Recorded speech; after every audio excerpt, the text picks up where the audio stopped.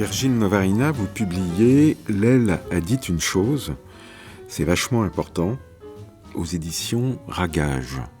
Couverture noire. Le noir de la nuit, puisque c'est la nuit que vous travaillez surtout. Oui, uniquement même. C'est la nuit dans mon lit, dans le noir, que j'écris et que je dessine. Des bribes qui viennent du sommeil profond. Et c'est des choses qui tombent dans l'oubli très vite, que j'ai pas le temps d'allumer la lumière pour bien le faire. Je suis obligé de le faire dans le noir, allongé. Et le lendemain matin, je les déchiffre et les réécris plus lisiblement. Déchiffrer, ça veut dire quoi ? Déchiffrer, c'est simplement le fait que comme j'écris vite, dans le noir et allongé, il y a certains mots qui sont totalement illisibles. Et donc, comme c'est des choses qui tombent dans l'oubli très vite, je m'en souviens pas le matin. Et donc, c'est un déchiffrement que parfois j'arrive pas à faire. Donc, dans ce cas-là, je laisse des points de suspension. Alors, ce sont des sentences, des morceaux de phrases, des bouts de phrases, et aussi des croquis. Et tout ça sur des feuilles volantes. Oui, voilà, en fait, c'est une sorte d'exploration du sommeil, c'est-à-dire que je me réveille quelques secondes, je sais que j'ai vu ou entendu quelque chose, et quand il s'agit de quelque chose de visuel, je le dessine, et quelque chose de sonore, je l'écris. Mais en fait, si je pouvais ne pas faire ça, mais prendre en photo ce que j'ai vu, ou le filmer, ou enregistrer comme avec un micro ce que j'ai entendu, je ferais ça. Mais en fait, le stylo et le papier, c'est le seul moyen que j'ai trouvé pour justement que ça tombe pas dans l'oubli. Est-ce qu'il y a un lien avec l'écriture automatique ? Alors, c'est une question qu'on me pose souvent. En fait, non. Parce que l'écriture automatique, c'est quelque chose qui n'est pas lié au sommeil, c'est quelque chose qui est lié à la veille, et qui est quand même quelque chose d'assez volontaire, c'est-à-dire qu'on peut choisir de faire de l'écriture automatique tous les deux à cette table pendant 10 minutes. On prend chacun un stylo et on écrit ce qui nous passe par la tête le plus vite possible.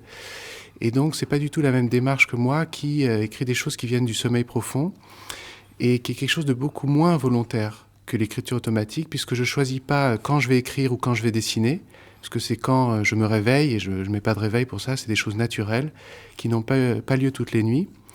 Et donc, ce sont aussi des choses perçues. C'est un peu le jour et la nuit par rapport à l'écriture automatique, si vous voulez. Est-ce que vous notez un lien quand même avec l'expérience biographique ? Le livre qui paraît aujourd'hui, par exemple, est le fruit d'un voyage que vous avez fait en Allemagne et en Autriche pendant une période déterminée, en 2005. Et ce sont les éléments qui donnent au livre son scénario, ou en tout cas son cadre. Oui, tout à fait. En fait, c'est une question éditoriale, disons, que ces écrits et ces dessins que je fais un peu de manière scientifique, comme quelqu'un qui au pôle Nord releverait la température et la pression tous les matins à 8 heures, c'est un peu des relevés. Et donc, ces relevés que je fais, je veux pas mettre le filtre de mon goût. C'est-à-dire qu'il y en a autant qui me plaisent que d'autres que j'aime pas du tout, voire que je déteste ou dont j'ai honte. Mais au moment de publier, je veux surtout pas mettre que ce que j'aime, parce que je sais que mon goût pour une autre personne, ça n'a aucune importance. Donc j'ai mis tous les numéros consécutifs, sans faire de choix, sans faire de tri. Et le fait que ce soit un voyage, ça change pas tellement de choses, parce que ce que je ramène du sommeil profond est assez loin de la réalité. C'est pas comme dans les rêves où on fait très facilement un lien avec ce qu'on a vécu. C'est des choses beaucoup plus abstraites, beaucoup plus éloignées de la réalité, beaucoup plus brèves.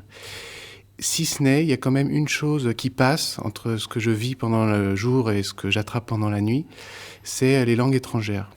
C'est-à-dire que quand je parle anglais, par exemple, pendant plusieurs jours, et après quelques nuits, il y a des mots anglais qui se mélangent à mes écrits, voire certains qui sont que en anglais. Et si je parle allemand, il y a des mots allemands. Si je parle arabe, il y a des mots arabes. Et donc là, ce voyage qui était en Allemagne et en Autriche, il y en a quelques-uns qui sont en allemand dedans. Et comme aussi il y avait un russe qui voyageait avec nous, avec lequel je parlais anglais, il y en a aussi quelques-uns en anglais. Vous le disiez tout à l'heure, Virginie Novarina, pour écrire, vous n'avez pas besoin d'une table, mais d'un lit. Et en voyage, quelquefois, on n'a pas toujours un lit à sa disposition. Et certains des textes qu'on retrouve dans ce livre ont été écrits sur un champ, sur une plage, à la Belle Étoile. Oui, tout à fait, parce que c'est un voyage itinérant, en fait, un voyage le long du Danube en canoë, où chaque soir, je dormais dans un endroit différent et je savais jamais où j'allais dormir le lendemain. Et donc, je dormais par terre n'importe où, mais où que je dorme, j'ai toujours mes feuilles et mon stylo à côté de moi, toujours au même endroit. Et donc, où que je dorme, je suis toujours prêt à attraper quelque chose si ça arrive. Un livre, comment ça se fait avec des feuilles volantes? Parce que vous semblez avoir un souci de non-construction, justement, hein. Par exemple, les dessins ou les petits textes sont publiés dans l'ordre chronologique de leur apparition et pas par rapport à une construction post-déterminée que vous auriez décidé pour ce livre. Oui, c'est vrai, c'est-à-dire que comme je considère que c'est comme un espace du sommeil que j'explore, et cet espace en dehors des rêves, je pense que c'est quelque chose qu'on vit tous toutes les nuits, mais qu'on oublie avec tellement de force qu'on ne peut rien en ramener. Et donc, comme cet espace, je veux le montrer, c'est comme si j'étais avec une lampe de poche, je faisais visiter un bâtiment sans électricité, et je veux montrer tout ce que je sais de ce bâtiment. Je veux pas seulement montrer ce qui me plaît ou ce qui m'intéresse le plus. Donc c'est pour ça que je fais pas d'élaboration secondaire, on va dire. Pas de jugement de valeur non plus sur ce qui sort de votre plume. Non, non, non, bien sûr qu'il y en a que j'aime beaucoup et d'autres que je déteste, mais je considère que ça n'a pas d'intérêt, en fait, de dire lesquels. Ouais. Alors tout à l'heure, je vous ai posé la question de l'écriture automatique. Il y en a une autre qui vient à l'esprit de n'importe quel intervieweur qui vous a en face de lui. C'est le lien qu'il peut y avoir avec les calligrammes, ou même sans remonter jusque-là, avec les logogrammes de Christian d'Autremont. Oui, c'est vrai. Moi, je connaissais pas les logogrammes de Christian d'Autremont. C'est justement quand Daniel Levers, qui est la personne qui a écrit la préface, a essayé de situer un peu par rapport à d'autres choses mon travail. Et donc, c'est en lisant sa postface que j'ai appris l'existence du travail de Christian d'Autremont, qui, c'est vrai, m'intéresse beaucoup. Mais quand j'ai commencé à faire ça, j'avais pas du tout l'intention d'écrire de la poésie ou de faire des beaux dessins. En fait, moi, j'étais passionné par les sciences, j'ai fait des études scientifiques d'ingénieur, et parallèlement, je m'intéressais au sommeil, mais vraiment de manière secondaire. Et pour moi, c'était une surprise de tomber sur autre chose que des rêves, qui avait une dimension poétique ou artistique. Mais c'était pas mon intention première, moi, c'était juste une exploration du sommeil. Et ça a été une surprise pour moi de tomber là-dessus. Et c'est pour ça aussi que c'est un peu involontaire, et je considère plus que c'est quelque chose qui m'arrive plutôt que quelque chose que je fais. Quelque chose qui m'arrive comme quand on est dans la rue et qu'il nous arrive quelque chose. Ben moi je dors et il m'arrive de faire un dessin, de faire un écrit. Ce qui se passe dans les rêves, c'est le cadet de vos soucis. Oui, les rêves m'intéressent beaucoup moins dans le sommeil, et d'ailleurs c'est une petite partie du sommeil, et on a tendance à assimiler les deux. Mais on rêve, je crois, 20 minutes toutes les 1h30, ce qui est donc minoritaire. Et en dehors de ce temps-là, on n'est pas mort, bien sûr, il se passe beaucoup de choses dans notre cerveau, et c'est ces choses que j'essaye de ramener sous forme de traces. Alors ce que vous faites, c'est quoi? C'est de la poésie dessin ou du dessin poème? Eh ben, j'ai envie de dire ni l'un ni l'autre, parce que pour moi, c'est plutôt une recherche. Une recherche, je creuse dans le sommeil et je ramène des choses. Et après, ce sont les autres qui m'ont dit c'est poétique ou c'est artistique, c'est des dessins ou c'est de la poésie. Et en fait, pour moi, ce qui compte, c'est de ramener le plus de choses possible de la nuit vers le jour, enfin du sommeil vers l'éveil. Vous avez donné un titre quand même à ce livre. Oui, bien sûr. Alors, en général, ce que je fais, j'appelle ça des écrits et dessins de nuit. Et comme j'ai déjà 3 livres qui s'appellent Écrits et dessins de nuit, l'éditeur Thomas Ragage m'a dit bon, on va quand même peut-être confondre au bout d'un moment si tous les livres portent le même titre. Donc on s'est dit on va mettre comme titre le premier écrit du livre. Est-ce que les textes peuvent se lire indépendamment des images?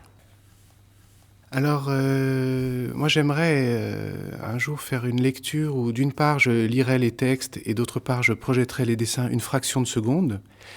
Et justement ça rapprocherait les gens de l'état dans lequel je suis moi quand ça m'arrive. Mais j'ai déjà fait des lectures sans les dessins. Et comme j'ai un certain nombre d'écrits qui sont sans dessin, effectivement, c'est tout à fait possible. Alors si je vous demande là de faire une lecture improvisée, vous allez ouvrir le livre à n'importe quelle page ou choisir avec précaution les textes que vous avez envie de lire? Non, pour ne pas choisir, je vais commencer au premier, celui du voyage. Et ces écrits et dessins, je les numérote. Et donc, je vais aussi dire les numéros pour les séparer. L'aile a dit une chose, c'est vachement important. 3863. Aujourd'hui après-midi, demain matin. 3864. Oh, mais c'est Haring, ça. 3865. Tu lui dis que j'adore emprunter les choses qu'il adore et... 3866. Elle avait vraiment titré notre perte. 3869. La mémoire plutôt à long terme. 3870. Centre de l'espace du rail ou je sais pas quoi. 3871. Si elle se sent aimante. 3872. Tu crois pas que c'est une excellente motivation pour l'automne? 3873. Le soir, c'est protégé. 3874. Israël Sabourte, les mouvements de Sabourte. 3875. Tout le temps sur le tissu. 3877. Je sais pas s'il faut faire ça ce soir. 3878. On peut 7 ou 70. 3879.